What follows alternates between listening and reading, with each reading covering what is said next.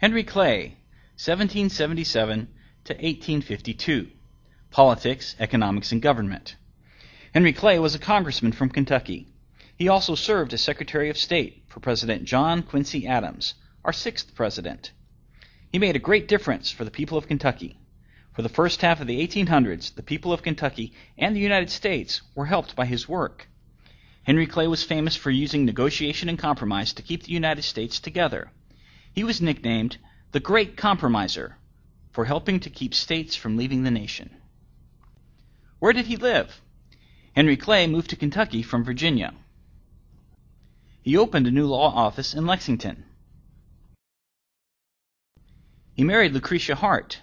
They had 11 children. This is a photograph of Henry and Lucretia Hart Clay. They lived at their home they called Ashland.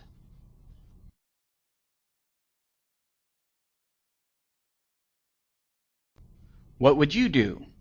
The achievements of Henry Clay. Henry Clay had to use open-mindedness and critical-mindedness. He had to decide what was right for the United States. Members of Congress did not always agree about what to do. Henry Clay used negotiation and compromise to help them agree.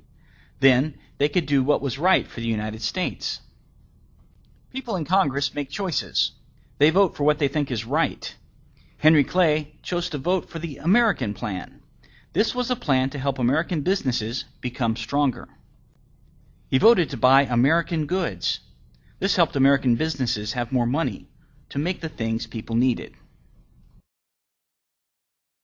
He voted to set up a U.S. bank. This made all American money the same, so that people from different states could have the same money. He voted to use government money to help build roads and canals. This made traveling and getting products to market easier. The American Plan helped American businesses become stronger. Henry Clay served in the Kentucky General Assembly, the U.S. House of Representatives, the U.S. Senate, and as Secretary of State for President John Quincy Adams. Henry Clay worked to stop the spread of slavery in the U.S. He worked out compromises. These agreements kept people who were for slavery and people who were against slavery together without going to war. Clay wrote bills that had something one group wanted and something the other group wanted. This way, no side would feel like they were not important. Henry Clay spoke to the Senate and offered the Compromise of 1850. Mississippi Senator Henry S. Foote said, "Had there been one such man in the Congress of the United States as Henry Clay in 1860 to 61, there would, I feel sure, have been no Civil War." What artifacts do you see in this picture of Henry Clay? This picture of Senator Henry Clay is in the Library of Congress. What artifacts do you see? What artifacts would you need today to make a difference?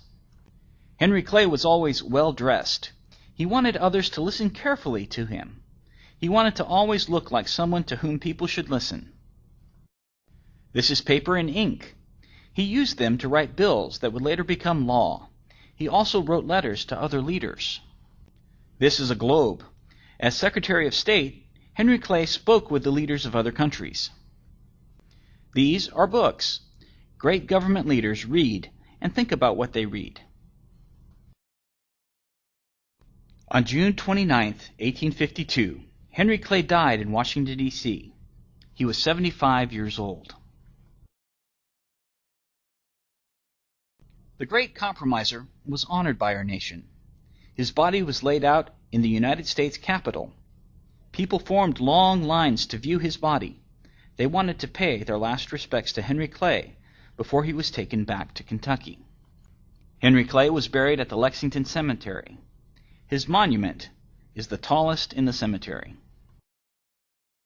On Clay's tomb it reads, "I know no north, no south, no east, no west." It shows Clay's love for all of the United States, not just one region. The work and the compromises of Henry Clay kept all of our nation together.